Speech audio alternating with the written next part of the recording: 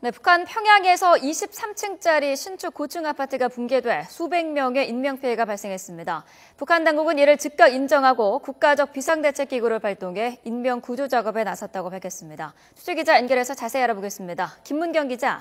네, 정치부입니다. 네, 이 사고가 언제 발생한 겁니까? 네, 지난 13일인데요. 사고 발생 시각은 정확하게 알려지지 않았습니다. 아파트 붕괴 사고가 난 장소는 북한 평양시 평천구 안산 1동입니다. 공사가 다 끝난 상태에서 완공 전에 입주했다가 이 같은 피해가 난 것으로 보이는데요. 북한은 한 세대가 너댓 명으로 구성이 되고 세대 수가 92세대임을 감안할 때 적어도 수백 명 이상의 인명피해가 발생한 것으로 추측되고 있습니다.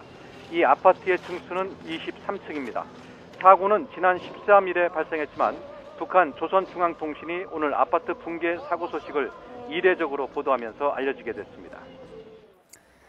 네, 북한 당국도 이 사고를 인정하고 대대적으로 사과하고 나섰다면서요? 네, 그렇습니다. 다른 곳도 아닌 북한의 수도 평양 항복판에서 이런 일이 발생한 것에 대해 북한 지도부가 크게 당황하고 있는 것으로 알려졌습니다.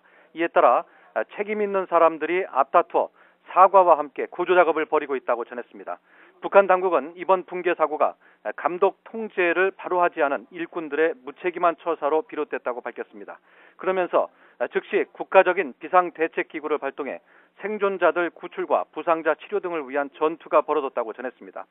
최부일 인민보안부장은 이번 사고의 책임은 조선노동당의 정치를 잘 받들지 못한 자신에게 있다며 인민의 생명 재산에 위험을 줄 수 있는 요소를 제때 찾아내지 못하고 철저한 대책을 세우지 못한 데 대해 반성한다고 밝혔습니다.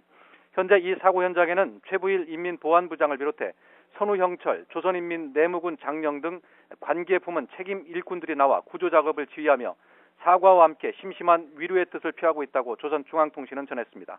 특히 북한 주민들 앞에 지은 이 죄는 무엇으로 보상할 수도 없고 용서받을 수도 없다며 붕괴 사고가 상당히 심각한 상황임을 우회적으로 밝히기도 했습니다.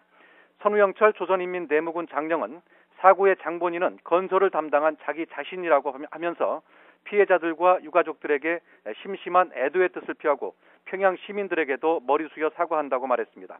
건설 책임자들이 이렇게 앞다투어 자기 책임이라고 나서고 있는 이유는 비난의 화살이 북한 최고 지도부로 향하는 것을 막고 술렁이는 민심을 다독이기 위한 조치로 풀이됩니다.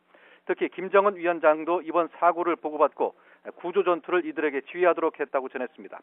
내부적인 사건 사고를 좀처럼 공개하지 않는 북한이 이를 발표하고 간부들에게 사과하도록 한 사실을 보도한 것은 매우 이례적인 일로 이번 아파트 붕괴 사고의 피해 규모를 짐작케 하고 있습니다. 지금까지 정치부에서 전해드렸습니다.